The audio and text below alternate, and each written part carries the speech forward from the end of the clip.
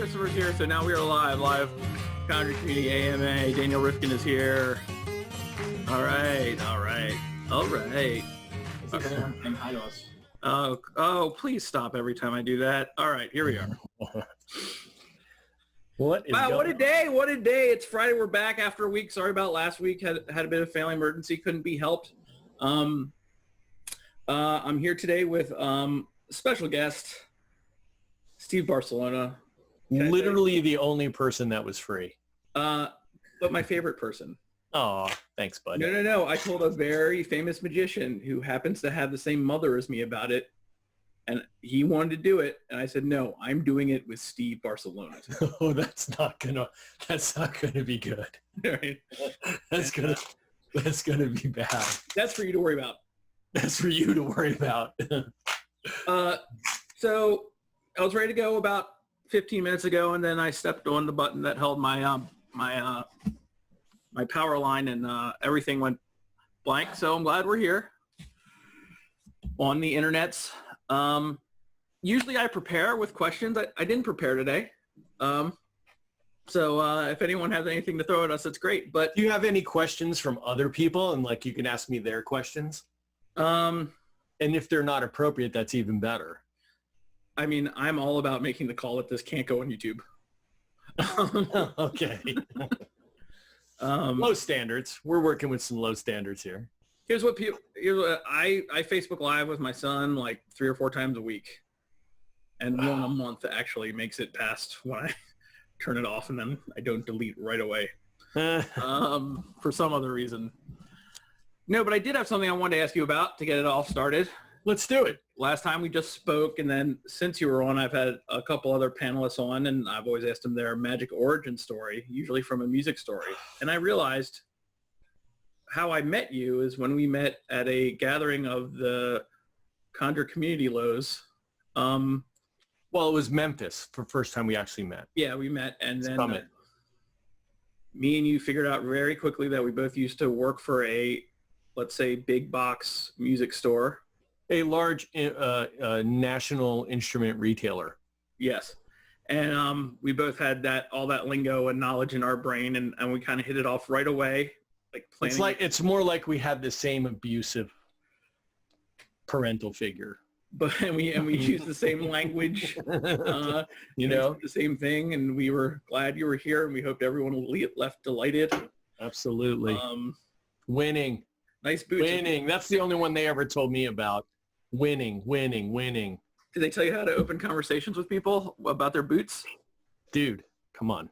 Nice boots. I was there at the beginning of that. Yeah. I was there at the very beginning of that. Hey, man, that's a cool shirt. Are you Slytherin? I'm in Slytherin. Yeah. Yeah. Really? Yeah. Shut up. All right. Wow. I'm just kidding. Well, what would really be funny is like you would go off to like for a while I was going to grand openings, right? So I'd be part of the grand opening crew, like get there ahead of time, set everything up, work the weekend of grand opening, and then they would send you home, And like you'd have all the hottest, it was only the top salespeople that got to go there, right? So it was like the top 10 and like the very best salespeople would go to a grand opening. And all these guys would be standing around going, nice boots, are those rattlesnake? Nice boots, nice boots, are those It's like that was the big joke, But it is a really good way to, if you're taking people that don't have any idea how to open a conversation with an absolute stranger, and try to sell them something, it's not a bad opening to comment on something that's happening now or something that's, they're wearing or something like that. Try to get the ball rolling. Nice pass. Is that gravity? Is that how that works? Nice pass. Is that gravity? You weren't supposed to see that, though. That's the thing. Oh, okay. Right. You shouldn't have seen it in the first place. So. Right. Yeah, okay. So before we do all that, let me ask you, so you're working for this music retail store. Were you always doing magic like the whole time? Like going to no. Sales meetings? What was the last thing? In sales meetings? No, not really. I think we had different experiences there. It was a lot more pressure. I don't know what kind of pressure you were under, but I know that there was a lot of pressure. a lot of threats, and just, it was not a good environment to work in. But that all came at a period in my life when I had put away childish dreams of being an actor in New York City. That, I spent 10 years doing that. And then, doing some magic on the side. I kind of put all that aside and said, I've got to get serious, and, we had a family. So that's how I ended up at, the store. Let's put it that way. Right. Exactly. Because I had and I did well. And you know what? For all the things that were bad about it, it gave me an incredible amount too, I mean, oh yeah, no, I our can't. lives are, from that. What? Yeah, no, I agree. It's the same kind of thing. It's like it's very easy to talk smack when you're looking back on it, or when you're in it, when it's at its worst. Oh, I talked smack when I was there too, but I'm just saying. But I still have friends from there that, I have, college age friends, and then friends I got from there, and, goes on different. So have you ever had friends like you've left and the first time you see them, they're like, hey man, are you all right? Like you left the cult. Right. You left the cult. It's like, yeah, I'm fine. I just want you to know, man, you can come away. It's fine. Everything's fine. The water's wonderful.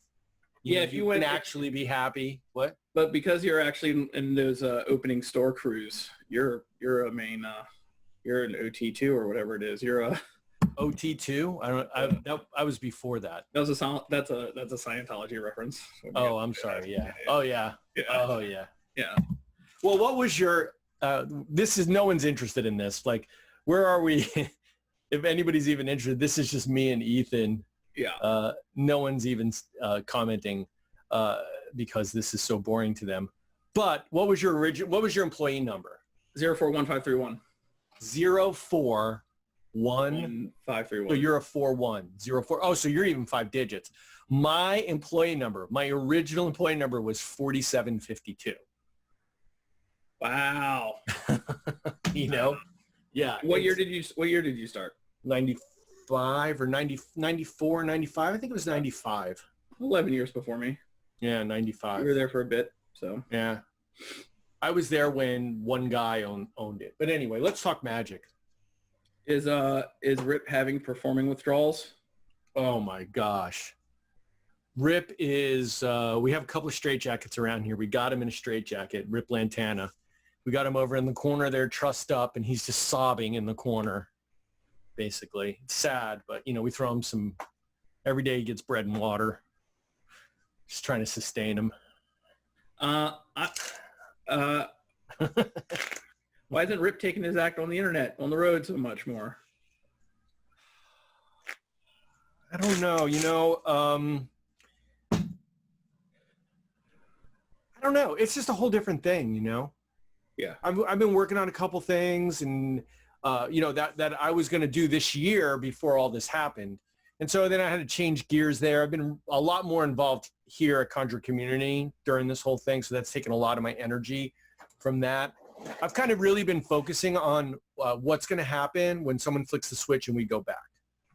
That's like what I'm really focusing on, because I think at some level, these Zoom shows that people are doing are going to still be desirable, but I don't think it's ever going to be the main thing, right? Where someone is just a Zoom show magician. I think at some point we're going back, hopefully. Well, yeah, and I've also seen a couple guys in Facebook have already started to get gigs and things like that.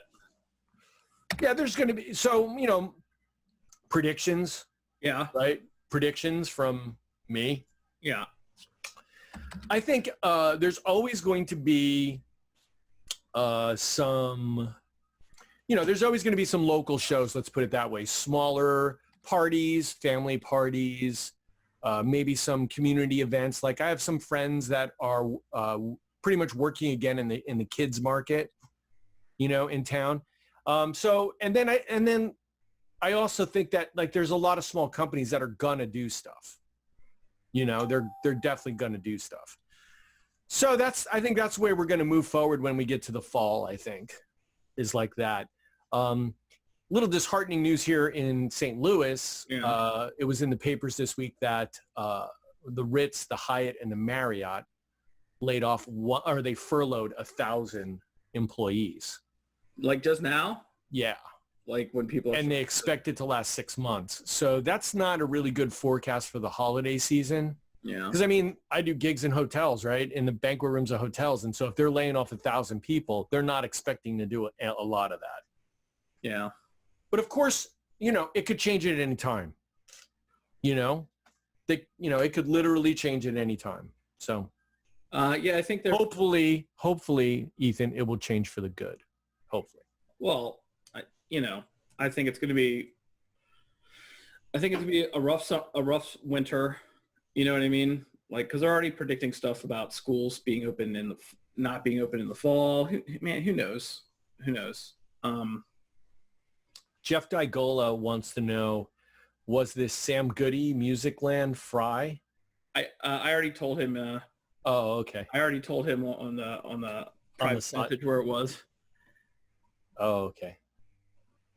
All right, guys. I don't want to talk about this stuff. I'll just make one who joke and then we can go away. What stuff? My favorite album is Quarantinia. Quarantine. Oh, okay, that's pretty fun. Nice. But yeah, I don't want to talk about. Okay. It gets me down, man. It gets me down. I need to be picked up a little bit. I know, bro. Yeah. It's all good. You wanted to be an actor? Oh yeah. Who was your biggest influence as an actor? Who do you want to be? I studied at the Strasberg Institute. Did you really? Yeah. And so, I like all the heavy method guys like De Niro, Pacino, Harvey Keitel. I just never was quite that tough. You know what I mean? I just was never quite that tough. I read this book called Making Movies by Sidney Lumet. Mm-hmm. And he got a few under his belt. See, even on my thing here, like I've done my best to carefully curate my shelf, Yeah. And so like right here, I have these two books always, and it's Strasberg's Method. Yeah. And A Dream of Passion, The Development of the Method, Lee Strasberg. Okay. So. Isn't he Hyman Roth? Yes, actually. And also Al Pacino's father, grandfather, and also. I never met him. He died before I got to New York City. But it's kind of cool because he was like the father of modern acting, pretty much. People can argue that, but whatever. And, toward the end of his life, they're putting him in movies because he's just a teacher. He's not in anything. Right. So it's just really kind of cool to just see him. No, he showed up in And Justice for All. There's a couple, like a Pacino movie like that, they're going to put him in there. I have a whole section of my CD book that's just weird 80s Pacino movies. So it's got author, And Justice for All. Right. Do not buy Cruising yet. I'm going to. Yeah. Pacino. But anyway, so what? I was just going to talk about Al Pacino for 28 minutes. John Redmond's willing to die on this Uta Hagen respect for acting. He's good. Ooh. Yeah. So that's another great book. Where are you seeing these comments, if you don't mind me asking? They're just in Facebook, and I went to where we're having the live chat. Yeah, I am too. But the last thing I see is Jeff. You got to scroll down. I did. You didn't scroll up again? Let me see if I'm not so smart. Well, we know you're not so smart. I may not be that smart. I'm not seeing those comments, so I'll just count on you. Oh, here we go. Auto respect for acting. Of course, yeah. That's like a classic text, really. Gary Nielsen, we met. You saw me at Lumiere. Like, what did I do there? Gary Nealon. Yeah. And we met at the Midwest Magic Jubilee. Okay. While he's God, the thing that I hate is I got to see faces sometimes, While he's going to answer that, I'm going to ask you a question about New York City. Go. Did you ever get caught between the moon and New York City? Oh, God, no. It's a crazy question, but it's true. My experience was quite different. Oh, okay. This was my life, okay? I would get up at 7 o'clock in the morning. Yeah. I was for the first part of it, I was still living at home, kind of. You know what I mean? Right. I would take a ration of garbage the minute I woke up. I would rush, get on a train, go to New York City, make a class by 9 o'clock in the morning. and then I would go on reads in the afternoon or whatever. I'd get on like a 3:30, 4 o'clock train, and I would sleep until the conductor woke me up, and then I would go right from there to Bennigan's, where I bartended till 1:30 in the morning. And then I would go to sleep and wake up and do that whole cycle again. It sounds like you've had the typical New York experience for everyone that was not in the top 1% of acting. Yeah, you know, you know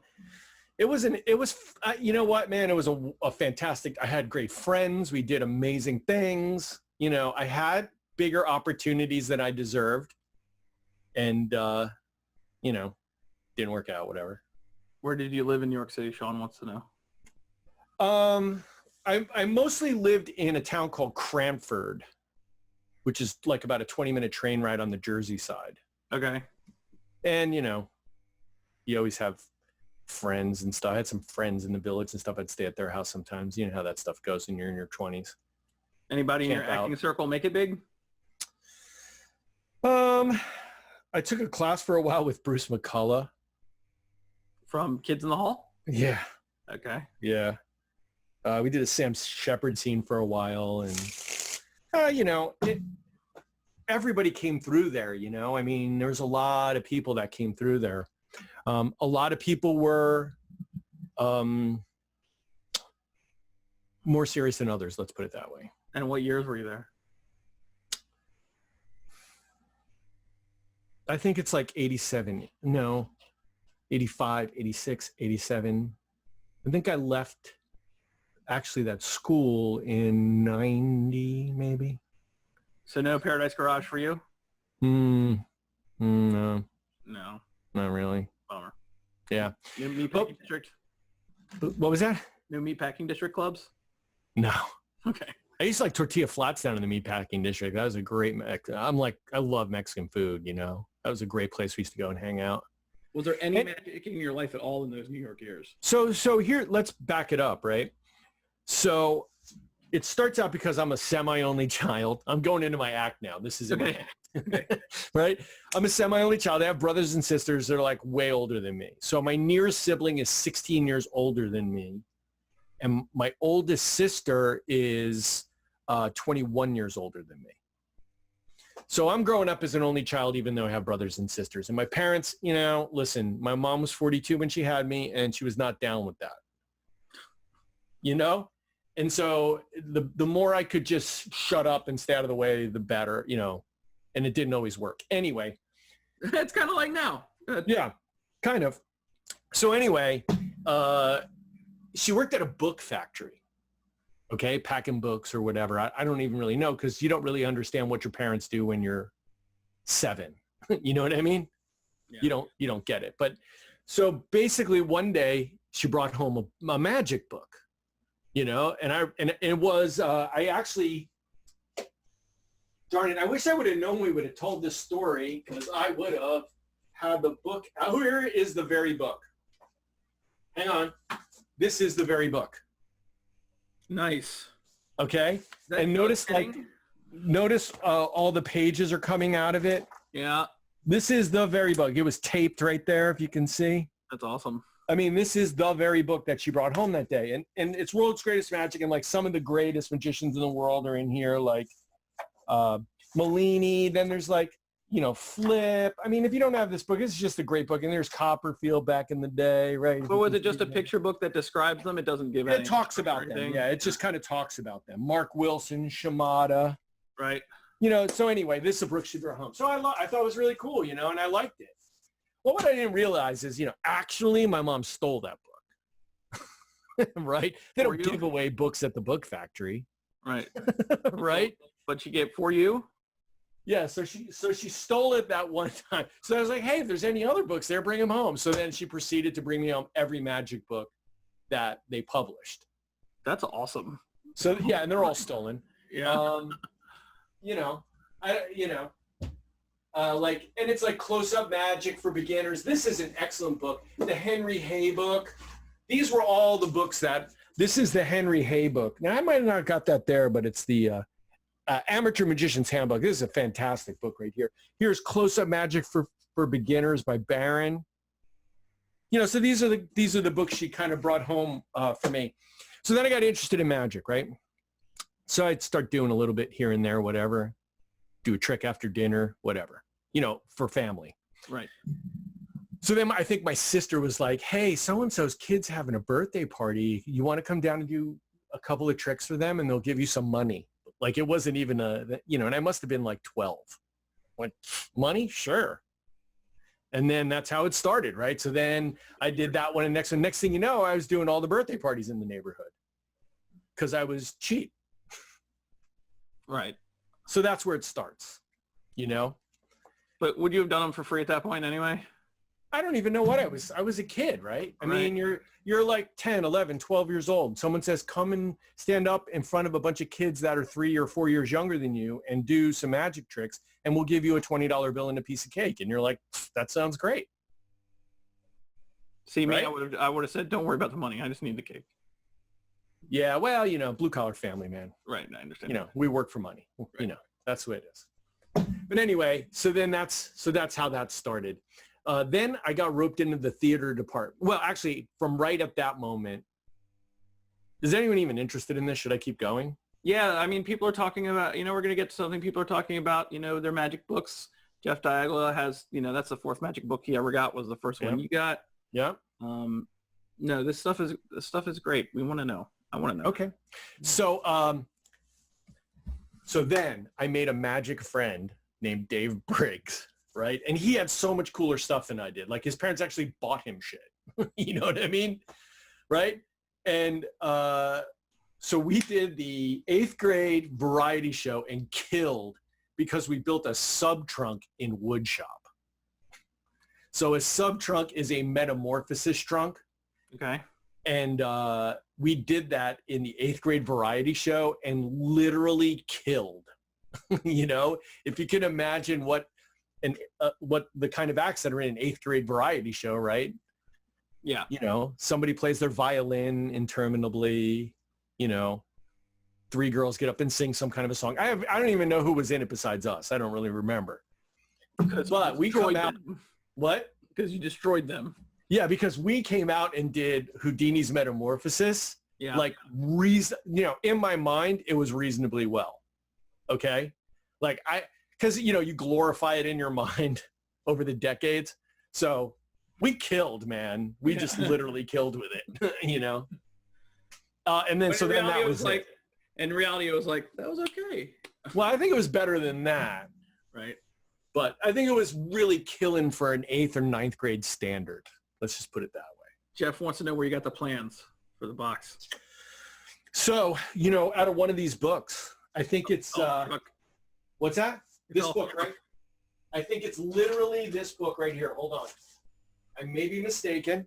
This is another excellent book. Now, this one, I think it's pretty funny. I'm just revealing my criminal status. Can you see where this book came from? You know, but it was more like this was the kind of book I could not allow to be in public. It has too many secrets in it, like all the good stuff's in here. I don't know. I'm probably going to go to jail now. So here's the plans right here that we used to build it. What's the book called? This is The Big Book of Magic by Patrick Page. Okay. All right. I think statute of limitations is out on that. You're good. Pardon me? Statute of limitations out on that. I hope so. I hope so. I feel bad. I should probably donate money to the library. I always say to myself, maybe I bought it at a library book sale. That's how I. You definitely bought it at a library book sale. I'm sure I did. You know, either that or there's a hell of a fine due on that book. Yeah. But anyway. Yeah. So then all of a sudden people wanted us to do stuff. You know, like churches and civic organizations and like the library and, you know, just like everybody, you know, all of a sudden people want to do stuff. So we started doing a lot of shows. Then we started doing them separately. And at the same time, I was getting really involved in theater, you know, so I was doing a lot of like community theater type stuff, and then like taking smaller parts in college productions at the local college kind of a thing. Okay.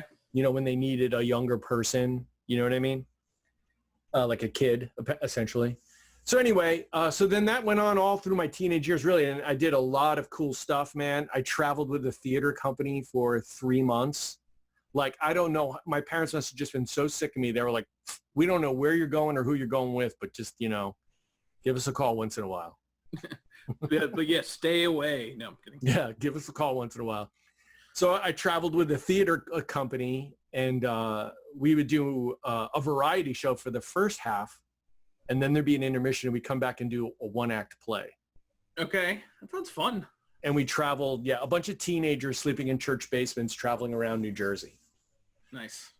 I'm sure no mischief happened. There was no mischief. It was completely innocent. Everything. Everything was completely innocent. So the one story you're thinking about, what happened? Oh, there's just shenanigans. Let's just put it that way. Okay. There's just a lot of, it was a lot of fun. Previous to that, I traveled with a magic clown. What was his name? Abby the Magic Clown. And so like I would come out and I was like maybe 15, and I would come out and MC, and he was the worst clown ever. I hate to say that because the poor man's passed away, but it was terrible. It was sweaty makeup, and it was just not a thing really. Did you open for Abby or? Yeah, I kind of MC, did a couple bits. He would come out and do like the Goofus plant or whatever, stupid, silly stuff. And, it was something. It was something, So anyway, that's how I ended up in New York City. So I was doing a lot of stuff, doing a lot of plays, doing a lot of performing. And, you get to that point in your life, it's like, what do you want to do? So I went to 1 semester at the community college, 2 semesters at the community college. And I was going to be an accountant. And I'm like, what the hell am I doing that for? I'm going to New York City. Right. So I auditioned at like 10 acting schools, like, Neighborhood Playhouse, Strasbourg, HB Studios, just like all those places. And like 9 of them were willing to accept me, and most of them gave me money. So I was like, okay, that's what I'm going to do. So I quit college and I went to New York. And so when that happened, like, can you imagine that day? Like, Steve, I was like, this is it. I'm getting launched right here. That's it. I'm not going to do any silly magic anymore. I'm going to be an actor, man. I'm going to be serious. I'm going to be a serious actor. I can't be doing card tricks. That's ridiculous. Somebody else can do that. I'm going to be a big deal. Right. Can you imagine me at like 19? I'm going to be a big freaking deal, man. You at 19 with a bunch of hair? No, I can't. Yeah, I should find a hair pick for you guys. I had hair too one day. Anyway, so then there's that. So then there was no real magic around that time then. You were just there previous to that there was, and then in New York City there was not. And so you had a picture, dude. Is that you? No, it's not me, but I shot that picture though. That's nice. Sunset Beach, New Jersey. Purple Hour. Okay, enough of that. I guess my question after that is, so when you get hired by the company, guitars, mm-hmm. When did the magic seep back in? So I got, that whole thing is a story in and of itself. But eventually what happened was we got Revenge transferred to St. Louis. Like somebody, sent me to St. Louis. Let's put it that way. Right, okay. And I was here for maybe a year. And I looked in the Riverfront Times. It's like that local, it's the thing that tells you where all the bands are playing, that newspaper. It's for free. Every town's got one. City paper. Yeah, whatever. Yeah, whatever it is in your town. Yeah. And I saw an ad for the Midwest Magic Jubilee. And I was like, wow. I'm like, that's cool. I remember reading about it when I was a kid. Like it would be in the IBM Linking Ring magazine, I'd be like, oh man, the Midwest Magic Jubilee just sounds like the greatest. Because like when I'm reading it in my teens, there's like 700 magicians showing up. You know, it sounds like there's like a little local magic convention in my town and 70 people show up. You know what I'm saying? Right. But this is like huge and the big names are there. I was like, oh, so great. So I looked in the paper. It was a Thursday at lunch. While I was eating my lunch, I saw it. And I saw that it started that night. And so I said, I've always wanted to go to that. So I just called up my wife and I was like, hey, there's this thing. I always wanted to do it. So basically, I'm not going to come home till later and I'm going to go to this thing. And I just walked up and bought a ticket. And I really just was going just to go. Right. I didn't go like I'm going because I'm going to get back into magic. But I saw something different than what I remembered magic was, you know? So the magic that I was doing previously was magic that I just cringe at now. Okay. Okay. But when I went to that convention, I saw people that I was like, wow, it doesn't seem so cringy. Like I could actually do that. You know, one of the guys that really impressed me was a guy named Diamond Jim Tyler. You know, I saw him and I was like, hey, that's really cool. That's like, I could do that style of magic. Not that I was going to copy his act, but just that I was going to do that style. What was his style? Well, it's just that close-up magician guy that we all recognize. How do I even say it? It's just like a regular guy who does amazing things, like a real person that stands at the end of your table and he's not putting on airs and he's not dancing around to music, pulling a girl out of a box, and he's not wearing a stupid suit, you know, with a sparkly shirt and a, you know, purple jacket. You know what I mean? It's like, he's more like just a regular guy, like the magician in real life. Do you know what I mean? Right. So anyway, so then I started to get back into it at that point. I had a long way to go pretty much because I didn't leave there until 2008.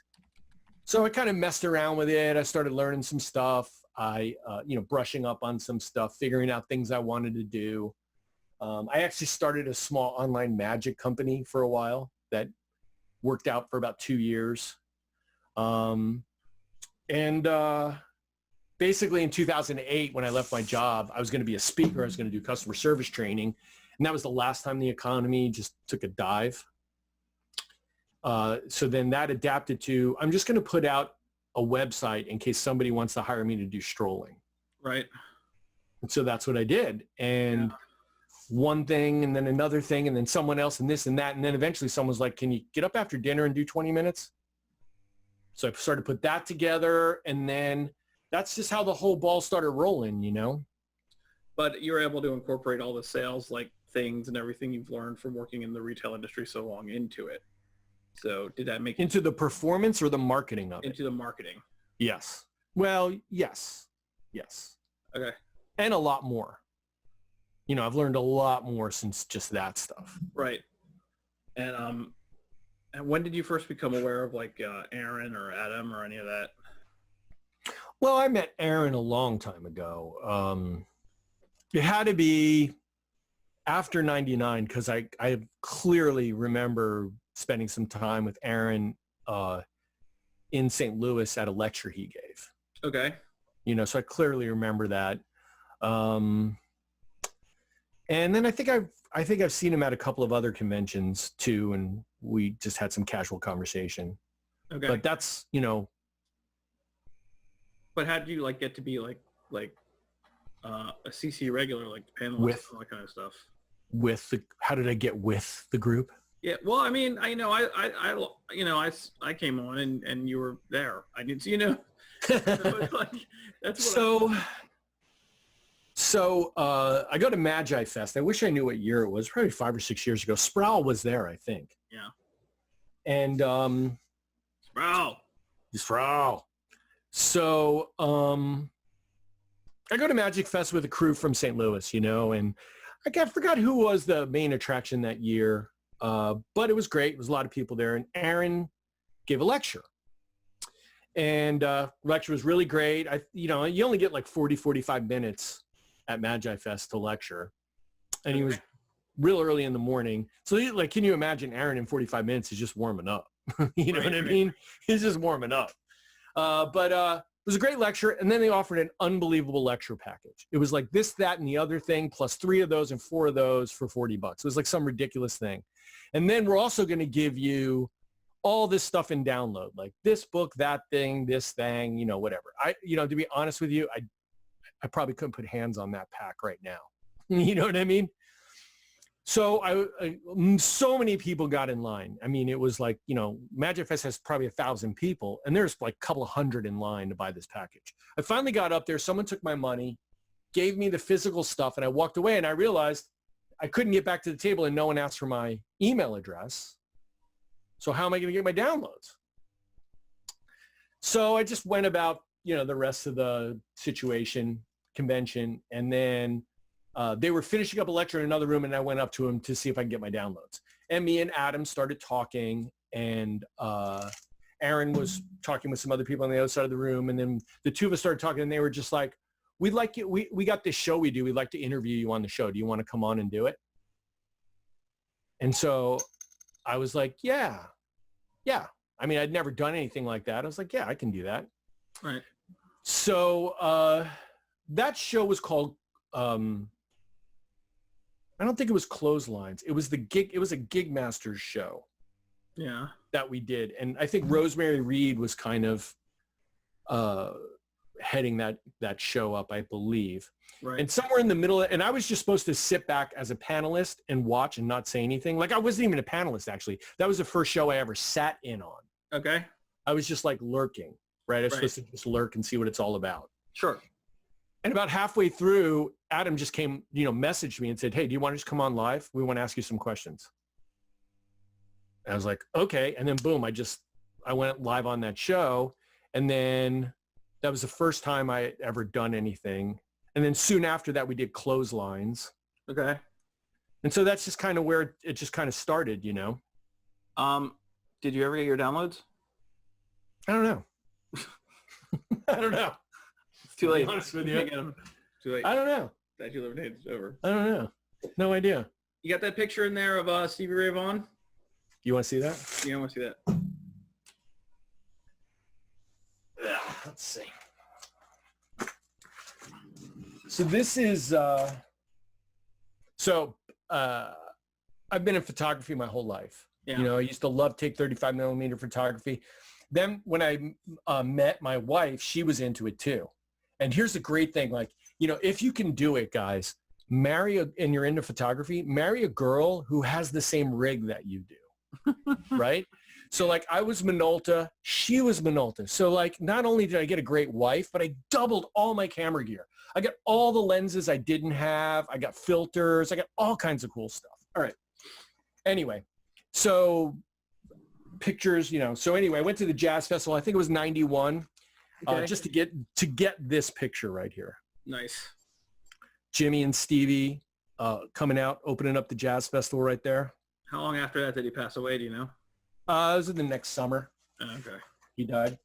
But this is just my portfolio of like pictures I've taken over the years. Here's the Maple Leaf Tavern in New Orleans, the bottom one here. Yeah.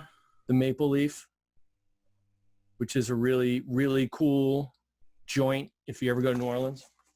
Been there many, many a time. I can't show you that picture of my wife. She'd be so pissed. Okay. I'm going to do it anyway. 20 years old, Mrs. Barcellona. Oh.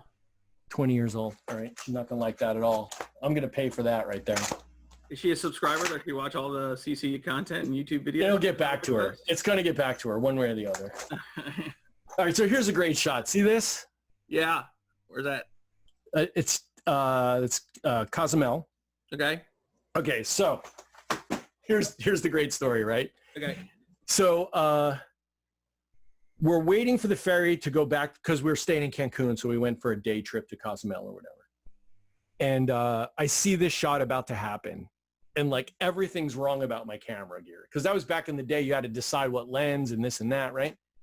And everything was wrong. Like I had the long lens. It wasn't right. And the shot was coming, and it's like, if you don't get it right this second, it's going to pass. That boat's not going to be like, this is waiting for this moment, right? Wait a second. Waiting for that boat to be right in that spot. Right. You know what I mean? And so I was just like, I can't believe the best shot of our entire honeymoon. Could you believe that that's what I think is the best shot of our honeymoon? Okay. So I just had a little party camera, like a 35 millimeter, just party, like boo, boo, boo, like that kind of thing. And I just went, this sucks. And I shot it. That's perfect. It's a great picture, and it hangs on our wall. It's still on our wall upstairs. I lost my iPod on our honeymoon. Aw. And I found it again. And the picture we have because we were showing it to my son the other night, is me on the balcony of basking in the sun, of smiling. And we realizing it's the moment I found my iPod. Sweet. Yeah. Gotta have priorities, man. So I love these stories, but I have to ask you a question. Go ahead. Apparently we're having some magician on Wednesday. Coming up? Yeah. He's kind of a new kind of a guy, and I've a lot of people haven't heard of him. I think he's done something with Aaron once before, but Mickey Samar? No. That's wrong? Tough. Yeah, that's tough to pronounce. What is it? It's Mr. Michael Amar. Oh, okay. Yeah. I've heard his name before. What's interesting is Mrs. B actually said, I've actually heard of Michael Amar. Mrs. Bradley's? Mrs. Barcellona. Okay. And how has she heard of him? Because, she's seen him on TV, on the Tonight Show, on David Letterman. He was recently on there a few years back when Letterman was still on. Right. He did a week of Close-Up Magic. Oh, really? Letterman Close-Up Magic week he did. And then he had Steve Cohen. He had Michael Amar. A couple of others I don't remember. And does he usually do stuff like this? Letterman? No, I mean... Mr. Amar? Yeah. Has many, many television credits. Right. Okay. Yes. I mean, Johnny Carson television credits. Like right there, that's ultimate cred. Like Carson gave you the nod. Jeff Douglas says Merv. Was he on the Merv? Oh, I think he was on Merv too. Merv. Yeah, buddy. Yeah. He was on Merv. Dick Cavett now? Maybe that's too far? I don't know about that, but he's also a student at Di Vernon, where he actually studied with Di Vernon, and he's a big deal, man. And super nice guy on top of it. Hey, Jonathan Levitt's here. Hi, John. Hey. Jonathan Levitt. So that's exciting to look forward to. I'm excited about that. People revved up. We got those. I think the Michael Amar lecture is going to be it's going to be not only fun, but it's going to be really good. It's going to be, a lot of the members I don't think you're ready for the kind of stuff he's going to do. It's going to be really cool. We've never had anything like it. And it's probably going to go long. I would think that it'd be a good idea to put on the house pants, get a drink. Yeah. Get real comfortable. It's going to be, we don't have a time limit on these things. Right. We always say something, right? Like we'll say something like, we'll try to keep it around an hour. It's 2.5 hours later. We're like, we probably should wrap this up. You want to do the after show? And it's usually like the guests, like they don't mind. They love talking to us. I was just editing for something else, some Larry Wilmore footage. Mm-hmm. He was loving it, and it was long, and it was great. You know what is really cool is when I've been talking to quite a few people about coming on and doing a living room lecture for us, trying to get, line people up. And you can hear it's like, at first they're always just like, well, how does this work? And what about that? And this and that. And deep down, you just know that they're going to be 15 minutes in and they're going to go, wow, this is like not at all like I thought it was going to be. This is going to be great. And then they're just really into it, and I try to tell them that, but, we're just pros at it. Yeah. When we hold that webinar and everyone's on there, it's like a real thing, it's not like, it would be better if we were in person, but this is what we do now. It's not that. It's like, awesome. Because we've been doing it. It's like everybody is getting used to Zoom, right? Yeah. Everybody's now like, I've never heard of Zoom. I was like, wow, we've been Zooming here for 5 years. More, yeah. Yep. Jonathan Levitt said, yeah, it was awesome. Jonathan's done a couple. Mm-hmm. Yeah, he's done a couple. Absolutely. And, I mean, it is going to be a nice one. And it's coming right up. It's this Wednesday. And then we should have another mastermind soon. Everyone really liked the mastermind last time. And I'm telling you right now, I think the mastermind is one of the coolest things, I think. It's just, I've seen so many times people try to do stuff like that, and it's just the coolest thing. I just love to see people's progress and stuff, and it's impressive. It's just really, really impressive. And, we're almost out of cups, so everybody needs to get on that. Yeah, right? We should have something different now. We should have like a staff instead of a cup. Yeah. Or like something totally useless like a paperweight. Listen, would you like to see the world's greatest paperweight? Yes, I would. You know the cover of the album Who's Next? Guys, I like the Who, okay?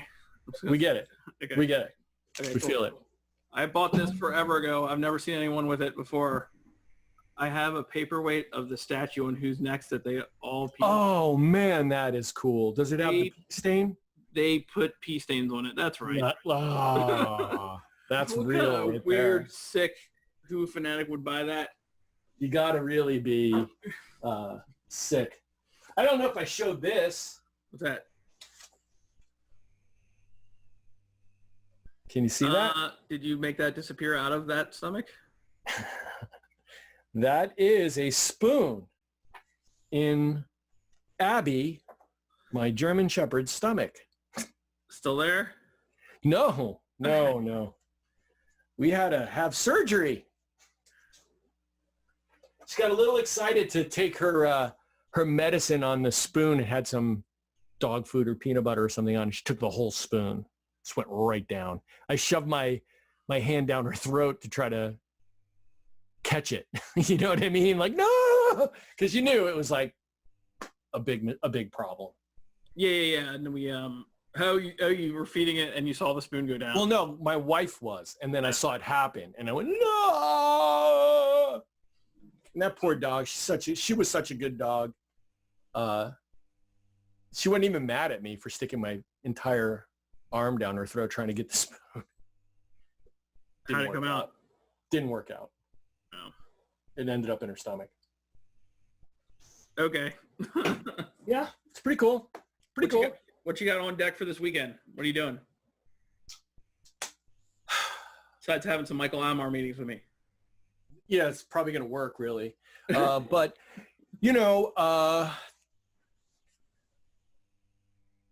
I don't know. Like we have a swimming pool. What? We have a swimming pool. I'm going to your house. Yeah, please do. We have a big swimming pool. And we enjoy using it. So we're always on the lookout, because that's the thing. In St. Louis, you don't have a very long swim season here.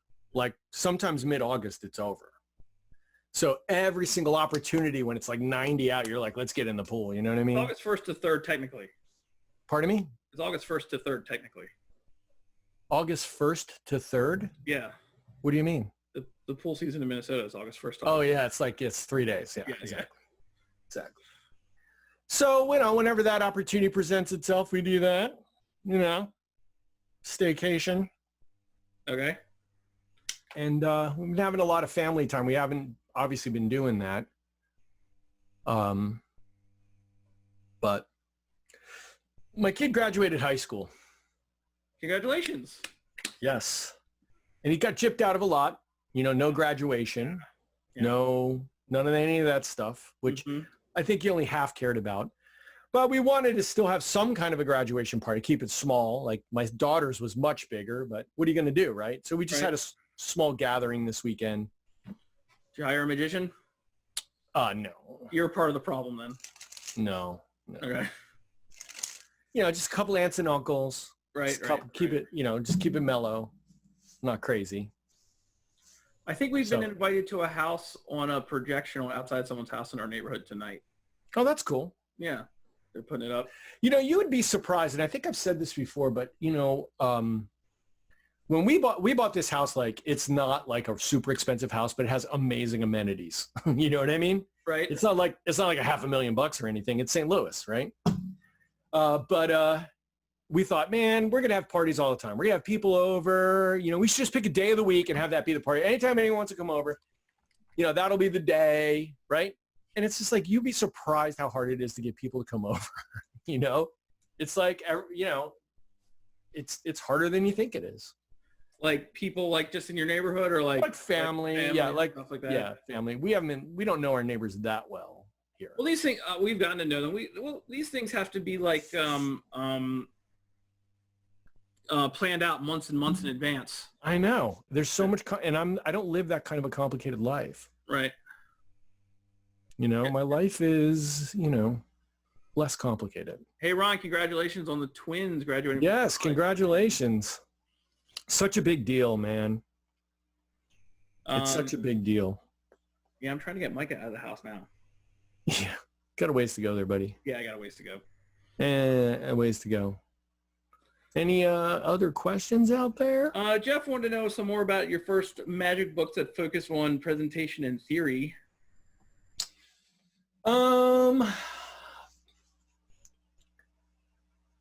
You know, I don't know that I ever had a really good book that I worked from for presentation and theory. I think most of my acting background really influences that. Like, I think for me, the most important thing is I want to be in the moment, you know? I want to be live and reacting to what's happening now and in the moment, as opposed to having a script per se. Like, I do have a script, but you know, I'm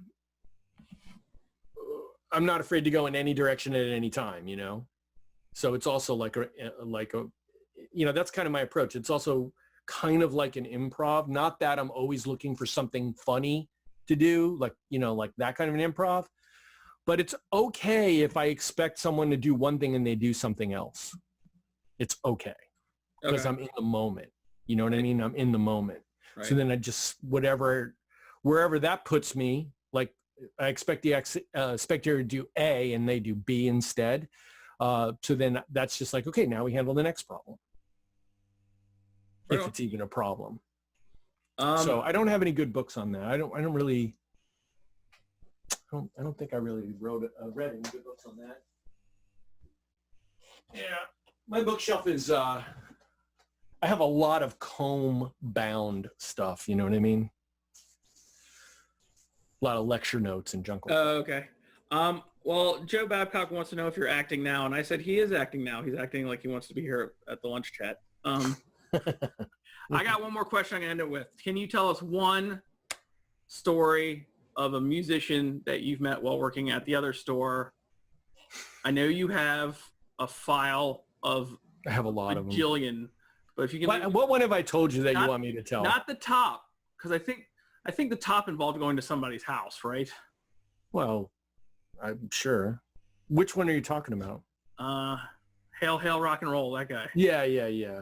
We could tell some of those stories. Yeah, you want can you give us a Chuck Berry story? Should I give you a Chuck Berry story? Let's get a Chuck Berry story to wrap it up. Okay. I remember the first time I saw Chuck in my store. Okay. Right? Well, Chuck Berry lived near you. That your store was his store. Yes, because he lived in Wentzville. So if you come down Highway 70, like we're the first, you know what I mean? Because he would come down Highway 70, right? All right. So I'm standing there with a really great, Brian Breckel was my right-hand man, just a great guy. Unfortunately, he's passed away. And so I'm standing behind the guitar counter and I look out and I'm like, Brian, that's Chuck Berry over there. You see that? You see that big tall guy over there with the white captain's boat hat on? Right? If you can imagine Chuck Berry in St. Louis with a white captain's boat hat. Have you ever seen that white hat, like the captain's hat? And I'm like, that's Chuck Berry over there. He's like, no, it's not. I'm like, that's Chuck Berry, you know? So I walk over there. I'm like, oh, Mr. Berry, how are you? Steve Barcellona, I'm store manager. It's a pleasure. Thanks for coming. What can I help you with? And he was like so nice to me and gracious. And he goes, I'm looking to buy some speakers. I'm like, oh, we got speakers. What are you doing? He's like, I want some hi-fi speakers. And you're like, Chuck, it's like 2005. It's like hi-fi is not exactly a thing anymore, but I show him what we have. We don't have what he wants because he's looking for like a home theater setup kind of a thing. Right. So I knew the guy at Ultimate Electronics, the manager over there. So I call him up. I'm like, hey man, I'm going to send you over somebody special, you know, and like, can you just be waiting on the sidewalk and just pick him? He's going to pull up. His assistant's going to drop him up. You could just take him right in the store and tell him, and this is what he wants to buy. You know what I mean? Right. And the guy goes, who is it? I'm like, you're either going to know who he is the minute he gets out of the car or you won't, you know? Right. So anyway, Chuck's like, all right, thanks a lot. I tell him where to go. I'm like, go down to the light, make a right, 2 lights up, right on the left. Can't miss it. I mean, that's the easiest directions in the world, right? Right. Go to the light, make a right, 2 lights up, right on the left. It's right there. Craig's waiting for you out front. 25 minutes later, it's like, Steve, line 1, Steve, line 1. So I pick up the phone. All I hear is this. It's like, hey, Steve, this is Barry. I can't find this place. I'm like, 2 blocks away. I'm like, where are you? He's like, I'm in the parking lot of the Kentucky Fried Chicken. Come and get me. I'm like, okay. So I get in my car and I drive to Kentucky Fried Chicken, which is like 3 miles in the wrong direction. Right. Right. And there he is standing in the parking lot with his assistant waiting for me. Nobody around him, just empty? No. It's just... So I lead him over there, you know, and so that was, and then, you know, I take him in there. So that was like one of my first encounters, like calling him for when a special order comes in was fun too. Because like he would order something and then it was like, you don't have anybody, like you don't have a guy like that's phone number in the system. Right. You know what I'm saying? It's like, it's not just like, you don't want your brand new guy looking up Chuck Berry's phone number and ringing him up. You know what I mean? Right. So I would call on stuff like that. So I call up and I'm like, the phone rings and I just hear, hello. And I go, can I speak to Chuck, please? And the voice on the other side goes, whom may I say is calling? And I go, it's Steve from Guitar Center. He's like, hey, Steve, what's up? It's Chuck. He's like screening his calls. Yeah. Yeah. That was, you know, I have a lot of stories like that. He was a really, he was very nice. He's interesting, you know, would be the best way to describe him. He was very nice to me, you know. Well, you get Chuck Berry and I got Peter Tork, so there you go. Yeah, you know, I don't know. Grandfather of rock and roll. I don't know. Yeah. Trying to think of his name. Maybe the father of rock and roll. Maybe not even the grandfather, really, right? Right. I don't know. A few people can. So, let me throw one more in there. All right. Bonus. Chuck comes walking in one day with a guitar case, and you're like, yes, right? The day we've been waiting for. Yes. Screw this pro audio noise. Let's talk about so he played a 336, which is a stereo 335, right? And he brings in the guitar and he goes, hey, I need you to look at something for me. I'm like, okay. So I open up the case. The guitar is there. He goes, the jack doesn't work. I need you to fix it for me. And so my first thought is, you're like, Chuck Berry, don't you have a guitar guy? Like, don't you have a guitar tech? Like, you're asking me to fix it? Right. So I'm like, okay, you know, I'll see what I can do. So I start taking it apart. You know, I get to the jack. It needs to be soldered. It's just like easy. But I don't have any solder.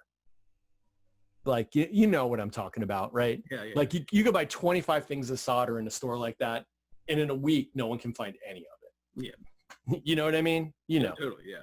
So I said, Chuck, I could totally fix this for you. I just don't have any solder right now. He goes, hold on.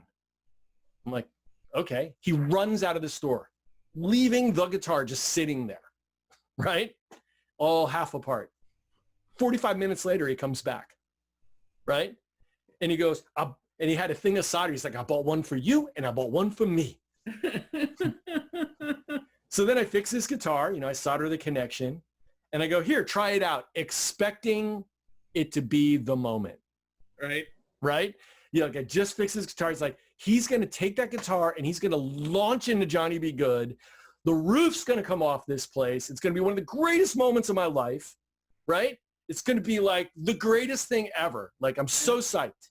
He walks over to the Fender display, grabs the cable, plugs in the guitar and goes, ring, ring, ring. Thanks a lot. And he left.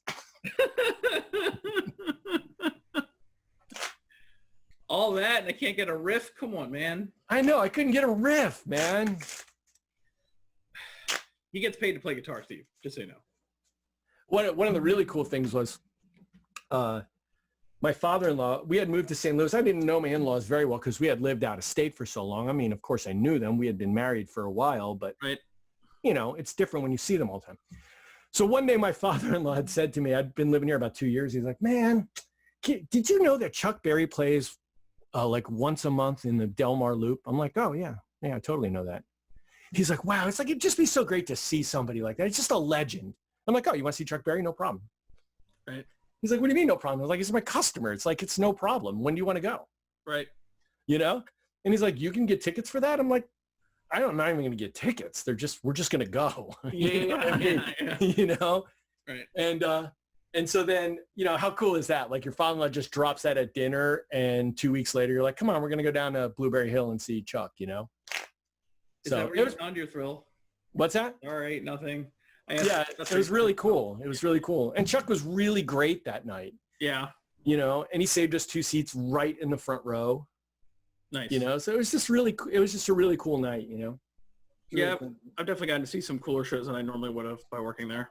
Oh, yeah, totally. I got to see so many things. Yeah. I mean, be a part of so many crazy things. Yeah. I held Blackie. Clapton's Blackie. Mm-hmm. You know? Yeah, you told me that story. I mean, it's just like, I mean, it's just like. You were surprised when you saw that I owned a Eric Clapton Stratocaster. Yeah. Yeah. Well, you know, but you know what Blackie is? That's that. Yeah, the one. Yeah, the 70s, 80s stage guitar. Yeah, his 70s, 80s stage guitar. They bought it to dupe it. Oh yeah. You know? Totally. All right. And I was there when they sold it. I was there that Black Friday, right? Was that when it launched right then? Yeah. It was a Black Friday. And then they did this. Then they did the 335, Eric Clapton's 335. Yep. And then they had the Cream Stevie Ray Vaughan that they bought. Lunch, they did it with what's his face? That was their plan. Yeah. That was their plan. Yep. And then, it was pretty cool, man. There was a lot of cool stuff like that. I remember the launch of the Stevie Ray Vaughan #1 that they did with Fender. And they flew us all to Vegas for the big party. It was on the roof of the Rio. Yeah. You know, and they got together the very best lousy Stevie Ray Vaughan cover band they could find in Vegas. Yeah. You know, guys, they're kind of playing it, but it's just like, you know, it's like they're not. It's like wedding band Stevie Ray Vaughan music. Right. You know? Yeah. But whatever. Cool, man. Well, that's lunchtime. I really appreciate you coming back on. Was this fun? It was fun. I'll do it again. Yeah? Was it fun? It was. You didn't think it was fun? All right. All right. I love telling stories. But you have a good weekend. Thanks for everybody for watching. We're going to put this up. If you're not a member, if you're not liking and subscribing on YouTube, can you subscribe? Can you do us a favor and do that? That would be great. You know what? It's free. First of all, if you're a member of Conjuror Community and you have not liked and subscribed to our YouTube page, that just hurts. That just hurts me right here. Don't you think, Ethan? Yeah, it hurts Steve right there. It hurts, man. It hurts. So you better do that. And anybody else, it's free. Just do it. Right. And yeah, man. Do that. Right. And then we're gonna see you guys on we'll see you guys club night on Monday and Tuesday. Mm-hmm. But mostly we'll see you Wednesday for Mr. Mike. Wednesday's gonna be a big party. Big one. Big party. So everybody have a good weekend. Wash your hands. Don't touch your face. Talk to you later.